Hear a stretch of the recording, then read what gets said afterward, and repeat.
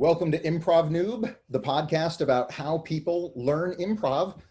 I am your host, Jason Frankovitz, and with me today is Jessica Young. Hi, Jessica. Hi, Jason. Thank you so much for doing this with me today. Thank you. Long time, first time.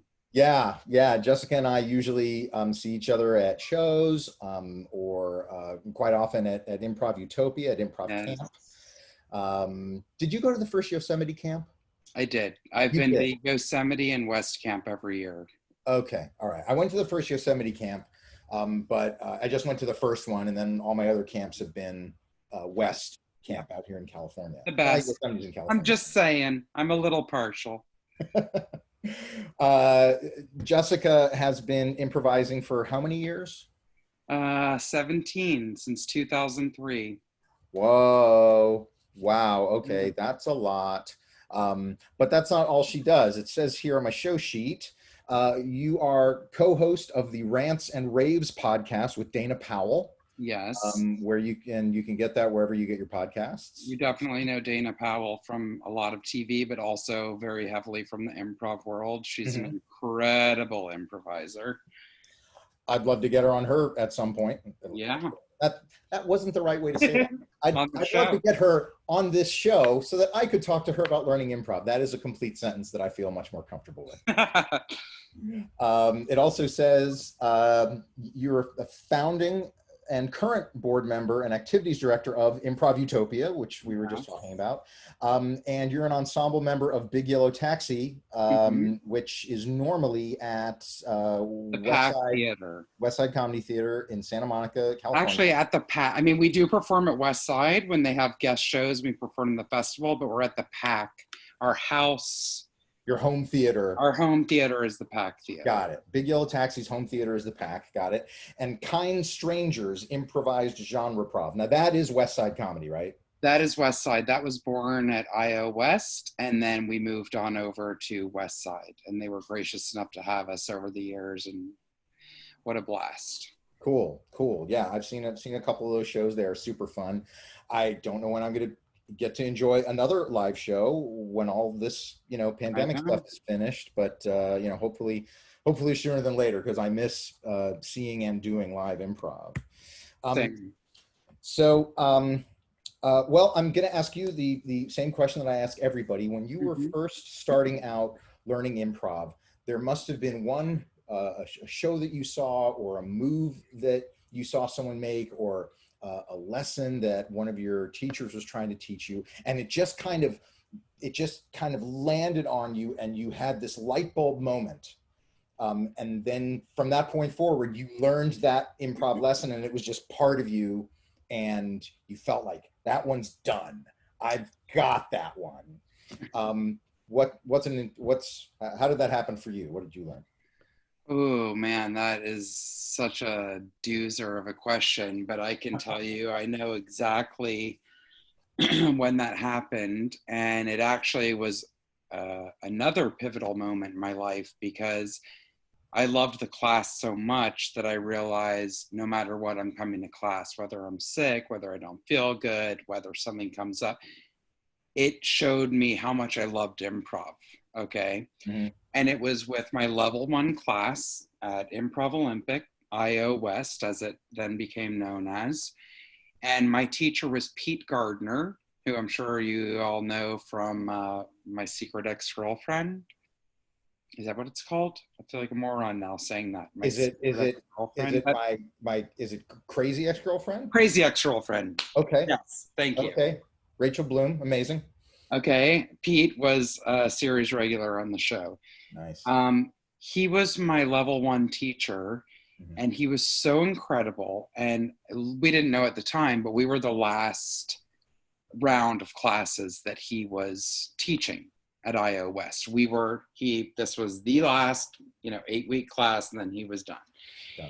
And my pivotal moment was, like I said, knowing no matter what, I'm coming to this class every week. That's how much I loved it. That's how much he inspired me, and just got us so pumped and so excited and so hungry to do it. I always say now in my older years, I'm like, God, I'd kill to have that. It's like when you're first dating someone, I'd kill to have that feeling in my stomach that I had going to class each week. It's like half nerves and half utter excitement and joy, right?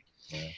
And this actually happened not within a scene per se, but with warm-ups. And he was having us do different warm-ups each week. And somebody in our class became really mad and refused to participate. Okay. And it was a shame because this person happened to be very talented and everybody liked him. But this person really dug in his heels. And at first there was like kind of that awkward moment where you're like, hey, what? And then Pete said, listen, man, we're all doing this. There's nothing. And it wasn't anything crazy or too revealing. He wasn't some teacher that was trying to break people down. It was a very but the guy just felt corny doing it. I get it because I've been like that half my life when on stage. But he was very adamant as the teacher and said, either you do it or you can go. Like all of your classmates are doing it. We're all in this together or whatever. And the person really refused. Wow. And the lesson that I learned from that, which came as the class went on, and he said this later because it was very pertinent as to the person not willing to do the exercise. He said, you're never going to do the same show again.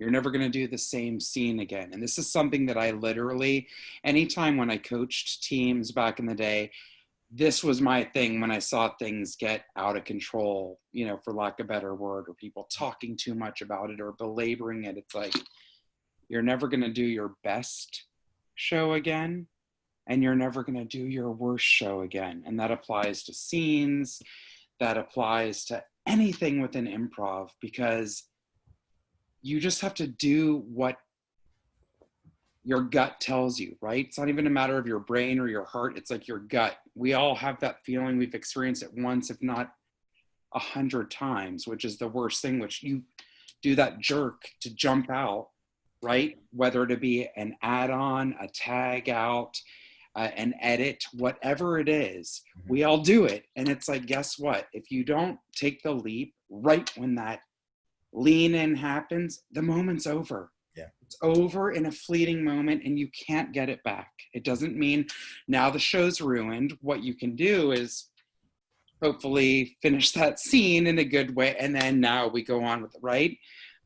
But you can't get that, moment back. So there's no reason to ever have fear about looking foolish and all of that kind of stuff. That kind of came back to me years later when I was on a team and Chris Tallman was coaching us, and he totally called me out, and he was 100% right. He's like, I'm sorry. He goes, are you like too good for the scene? Or you not feeling like participating? And he still is, but he was a very close friend of mine. Okay. And he happened to be my coach, but you're like trying to keep it profesh, right? Boundaries, sure. Yes. We're not showing our, love as friends for each other ever during rehearsal, ever. And I really respect that. But he called me out for it. And it's like, I guess my roundabout way of answering your question is like, just, you have to act on it. You have to not be embarrassed. You have to take the jump the minute you feel it. And we all know it. You feel it immediately. Your body literally does this, if not your foot too. And when you feel that, you got to do it. And when the whole group has become a giant sea monster and you don't want to be doing that, you got to do it. Like, because you're the one that looks like a fool. And the lesson isn't about don't look like a fool. It's just, that is the beauty of improv. Like, it evolves as it happens, and you have to just be in the moment with your teammates. We've all been there where we're cringing, or you're on the sidelines and you're like, oh God, this is awful. I don't have anything better to add to it. Or, oh, I want to help them, but how? Just do it. Yeah. Do something. Like, act on your impulse, and don't ever feel don't ever feel embarrassed, because that is the beauty of improv, is not being embarrassed. Yeah, I think this is, I've done a few of these now, and everyone's had like different, little lessons that they've learned when they started improv. And for each of them, I was like, okay, I got that one. Yeah, okay. Yeah, I understand that. That makes sense. This one about being embarrassed, this is one of my Achilles heels. Yeah. Same. To this day, I have to fight it sometimes, truly. Well, then I think this is a great story for you to choose and for you to tell me, because I've just really kind of struggled with the whole too cool for school BS that inhabits the normal world, not the inside of the improv world. And it was Annie O'Connor in my level 3 at IO West who taught me that if you feel stupid, the only way to not feel stupid is to do the stupid thing even stupider. Yeah, I love it. Like if like double down, and if doubling down doesn't feel any better, then you're going to triple down that thing. Totally. And it taught me that commitment gets you more admiration than embarrassment saves your ego. Oh my God. Very well put. And totally true. It has been for me. And sorry, the cat wants in. Hold on, Proconsul Maximilian. Yes, that's his name. Yeah, that's a really personal lesson for me, and one that I, resonate with a lot. So I hear you. What was the thing that Chris Tallman wanted you to do that you didn't want to do? It was actually that type of a thing that I was awkwardly showing, where the whole group just got into this weird, we're a machine thing, right? Right. But everybody not only did it, but was, like you just said, 100% committed. Yeah. And I was standing off to the side, kind of looking at them, probably with judging eyes, admittedly so. And just looking, because I thought, I don't know what to do. I feel stupid. I'm going to look stupid. A million things running through my head, but yet I'm the only fool that's standing in the sidelines, which, by the way, everybody can see you. Yeah. And is probably thinking, what the hell is that girl doing? You know what I mean? Like, the awkwardness came from me. It wasn't like I made a conscious choice and I was like, yeah, and that's why we don't do that kind of thing. And that was the button on the scene, right? No, it was me just not committing, but I also wasn't committing with anything else. So just looking really foolish. It didn't serve anyone. It certainly didn't serve my team, and it didn't serve myself, you know? I have used that same tactic, but I've kind of camouflaged it to myself. I've been in a bunch of group scenes or group games where it's kind of done and there's no one on the side to do an edit or reset the scene or bring in a new element. So when I see people, like other people on my team, doing something and I'm kind of like, I'm just going to stay here because, they'll need someone to edit. Yes, they will need, and I will be that person safely, distantly, farly away from whatever that thing is they're doing that I don't want any part of. Hilarious. So it's this very transparent attempt on my part to be, everyone's got a job and this is going to be my job right now. No, it's not.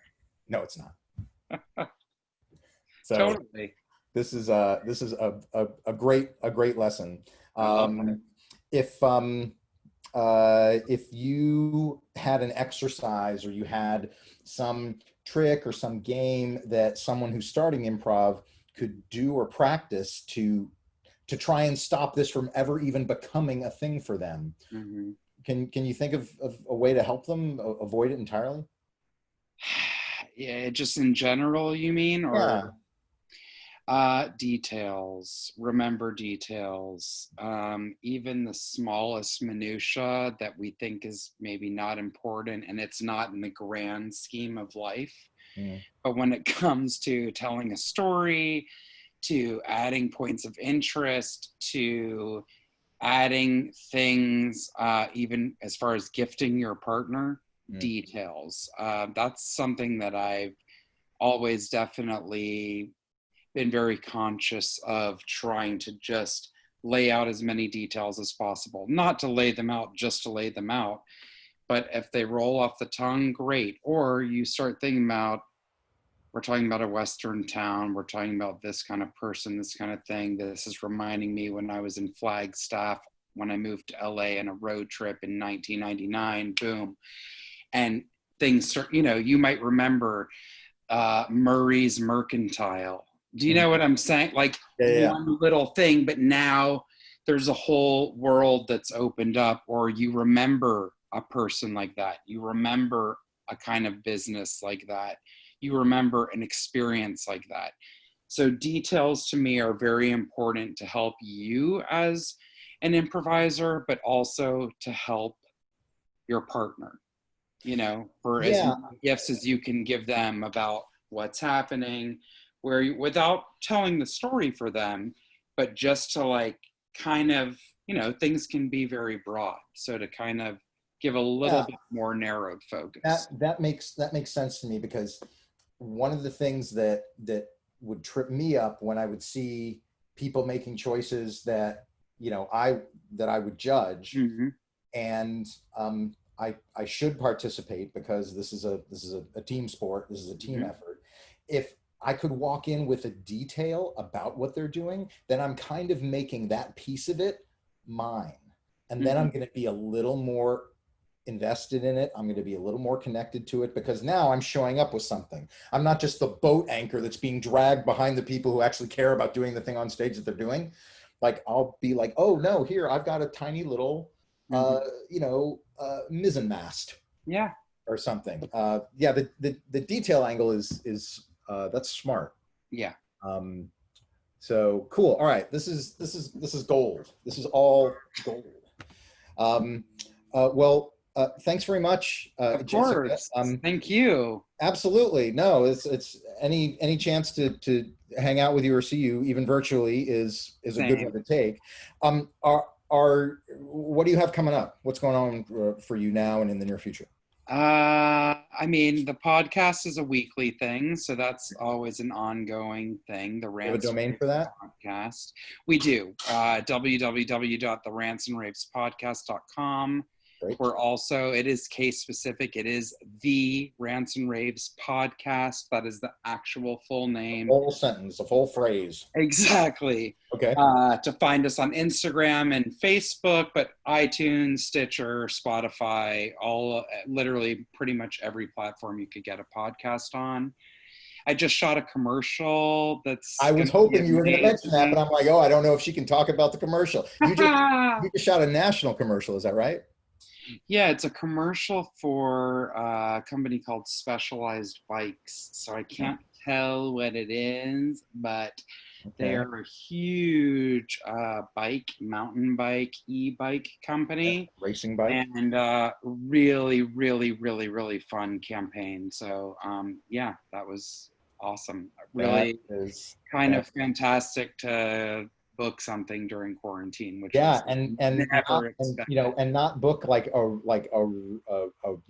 regional you store it, you lock it franchise. Like that is an international brand.